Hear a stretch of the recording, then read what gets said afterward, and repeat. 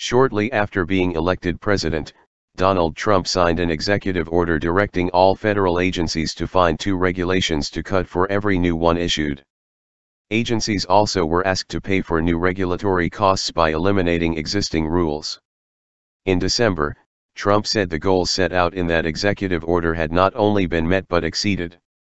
"We blew our target out of the water," Trump said, noting that his administration had eliminated 22 regulations for every new one put in place.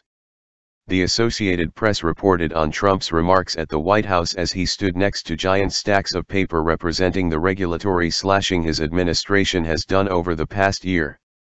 For many decades, an ever-growing maze of regulations, rules, restrictions has cost our country trillions and trillions of dollars, millions of jobs, countless American factories, and devastated many industries, Trump said.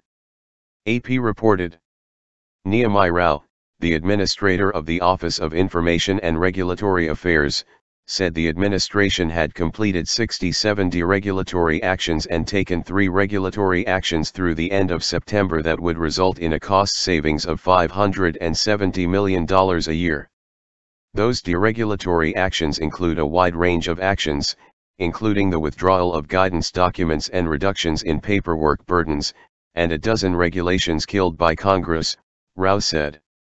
More than 1,500 regulations, other rules and regulations have been withdrawn, delayed, or are under reconsideration, officials said. AP said that Trump expressed support for some federal regulations, including ones that protect workers' health and safety and preserve national parks and other natural resources in the United States. But, Trump said as he cut the ribbon on the massive stack, every unnecessary page in these stacks represents hidden tax and harmful burdens to American workers and American businesses. The Trump policy is explained on the Office of Information and Regulatory Affairs website, where the unified agenda of regulatory and deregulatory actions is posted.